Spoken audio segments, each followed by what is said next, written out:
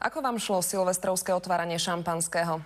No, ak nerozumiete mojej otázke, tak to asi nepoznáte sabráž. Ak nerozumiete ani teraz, tak si pozrite nasledujúcu reportáž Mariana Lechana. Šampanské sa dá totiž otvoriť aj šablou. Podľa majstra tohto umenia však sabráž patrí medzi aktivity z kategórie doma to radšej neskúšajte. Vyzerá to takto. Ak ste predsa len nestihli zaregistrovať, čo sa vlastne stalo, pozrite si záber na otváranie fľaše šablou, nakrútený špeciálnou kamerou. Je 8-krát pomalší, ako je prirodzený čas. Som sa bála, že na nás vyletia tie črepiny, ale všetko v pohode.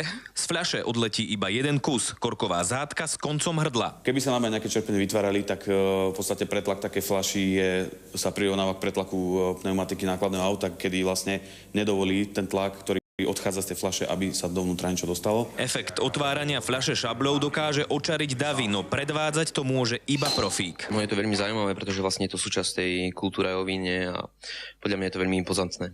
A to ešte neviete, že fľaša šampanského sa dá otvoriť aj šálkou na kávu. Všimnite si, že Andrej naozaj v ruke drží šálku. No, vyzerá to, že to nebude moc zložité. Zlatý klinec programuje otváranie fľaše pohárom na šampanské. Upozornenie na záver, netradičnými spôsobmi sa dajú otvárať iba fľaše s korkovým uzáverom, no a vo vnútri nesmie byť šumivé víno, ale iba pravé a drahé šampanské.